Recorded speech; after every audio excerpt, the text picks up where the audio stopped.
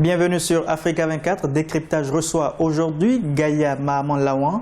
C'est le secrétaire exécutif de l'Association des producteurs de pétrole africains. L'APA est une organisation intergouvernementale créée en 1987 à Lagos, au Nigeria. Dites-nous d'abord quelles sont les missions assignées à l'Association des producteurs de pétrole africains qui totalise aujourd'hui 29 ans d'existence. Il faut voir le contexte dans lequel l'APA a été créée. Certes, c'était une période où le monde était sorti du premier choc pétrolier et du deuxième choc pétrolier également. Il y avait un certain nombre d'organisations qui avaient été créées de par le monde. Les pays producteurs de pétrole avaient créé, souvenez-vous, en 1960, l'Organisation des pays exportateurs de pétrole. Et c'était ces pays, justement, qui étaient quelque peu à la base du premier et du deuxième choc pétrolier. À la suite de ces chocs pétroliers, il y a un certain nombre de regroupements régionaux qui ont jugé utile de créer des organisations régionales pour faire face justement aux déconvenues que le monde avait connues suite à ces deux chocs pétroliers. C'est ainsi que l'Europe occidentale a créé l'Agence internationale de l'énergie. L'Amérique latine a créé l'Organisation latino-américaine de développement de l'énergie, OLADE. Les pays arabes ont créé l'Organisation des pays arabes exportateurs de pétrole. Et c'est ainsi que les pays africains membres de l'Organisation des pays exportateurs de pétrole ont souhaité la création à l'échelle continentale d'une organisation commune, justement, en charge du développement du secteur du pétrole, mais aussi susciter une certaine solidarité et une coopération entre les pays membres. Et plusieurs raisons ont fait que, justement, l'APA ne soit pas connue par les Africains particulièrement. Évidemment, l'envergure de l'OPEP, la force de frappe de l'OPEP en son temps, justement, a masqué pratiquement toutes les autres organisations. Non pas l'APA, même les autres organisations sont peu connues, justement, de par le monde. C'est justement, donc, comme je le disais tantôt, la force de frappe donc, de l'OPEP qui a fait justement que cette organisation ne soit pas connue en tant que telle. Comment l'APA réagit-elle face à la baisse des cours du pétrole? Du moins ces dernières années, avec la baisse drastique des prix des hydrocarbures,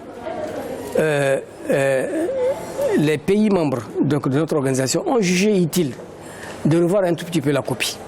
C'est quoi la copie? C'est voir l'impact des activités de l'APA sur le quotidien des pays.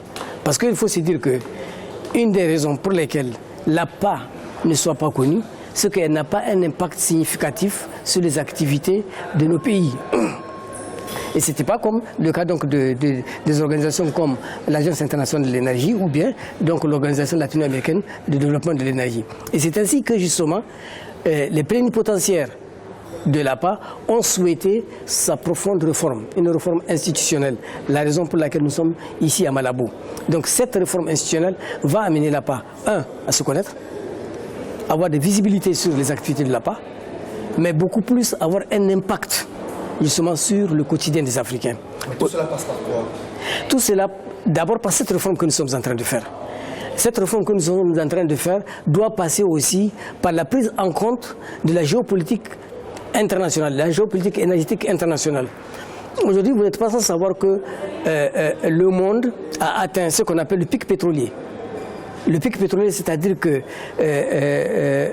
aujourd'hui, le monde a consommé plus de la moitié des hydrocarbures que la nature a mis des centaines de millions d'années à fabriquer. Donc en 150 ans, nous avons consommé la moitié du pétrole, des réserves fossiles qui sont dans le sous-sol, des réserves fossiles pétrolières qui sont dans le sous-sol. Et il ne reste pas grand-chose justement pour les années à venir.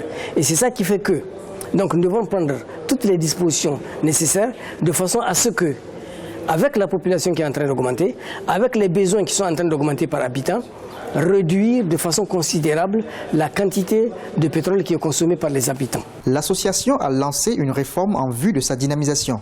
Quels sont les défis à relever aujourd'hui? Le défi pour l'APA aujourd'hui, et les défis plutôt, ils se situent comme ça. Il faut que les Africains accèdent à l'énergie moderne.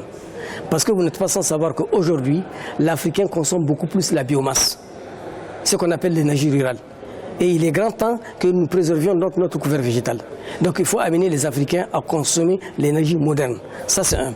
Deuxièmement, il faudrait procéder à une efficacité énergétique. Troisièmement, il faudrait préserver l'environnement. Parce que le réchauffement climatique, les énergies fossiles sont en partie responsables de la pollution de l'atmosphère. Et nous devons faire en sorte justement que cette énergie ne puisse pas polluer, ou du moins polluer au maximum l'atmosphère. Et comme je l'ai dit, l'accès à l'énergie. L'accès à l'énergie. Et quelle énergie? Les énergies renouvelables. Il faudrait bien, comme le stipule l'initiative énergie durable pour tous, qu'à l'horizon 2030, que nous puissions multiplier par 2 l'efficacité énergétique. Il faudrait bien que l'Africain moyen puisse accéder à l'énergie moderne. Et il faudrait bien que nous prenions toutes les dispositions pour préserver l'environnement. Est-ce que vous savez qu'aujourd'hui, l'Africain moyen consomme en moyenne 0,3 tonnes équivalent pétrole, contre 4 tonnes équivalent pétrole pour l'Européen et 8 tonnes équivalent pétrole pour le citoyen américain. Alors on ne peut pas parler de développement, et mieux ceux qui prennent une émergence économique, on ne peut pas aller vers une émergence économique tant qu'on a une consommation énergétique aussi faible. Il faudrait bien améliorer la consommation énergétique par tête d'habitant. De 0,3, il faudrait nécessairement que les Africains puissent mettre un accent particulier pour que l'Africain puisse accéder à une énergie moderne, abondante et moins chère, de façon à ce que nous puissions sortir de cette ornière de sous-développement, combattre le sous-développement et le sous-développement énergétique, donc combattre la pauvreté énergétique pour pouvoir donc amener nos pays justement à amorcer véritablement un développement économique et social.